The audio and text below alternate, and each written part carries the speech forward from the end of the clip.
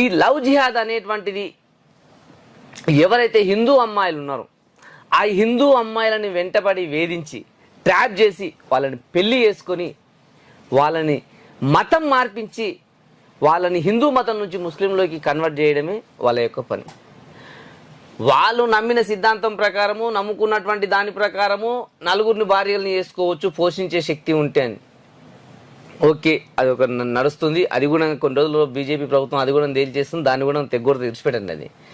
కానీ వీళ్ళు వాళ్ళ మతానికి సంబంధించినటువంటి వ్యక్తులను నలుగురిని పెళ్లి చేసుకోవడంలో ఎటువంటి తప్పు లేదనేటువంటిది ఇప్పటికీ భారత రాజ్యాంగం అదే విధంగా ముందలు పోతుంది. ఇప్పుడు కూడా మనం ముందలు పోతూనే ఉన్నాం. గత 75 సంవత్సరాల నుంచి ఏం జరుగుతుంది అనేటువంటిది మన కళ్ళ ముందలు చూస్తున్నాం. గత 10 సంవత్సరాల నుంచి దేశంలో ఉన్నటువంటి ప్రతి వ్యక్తికి ఒకే దేశం, ఒకే శిక్ష, ఒకే మాట అనే విధంగా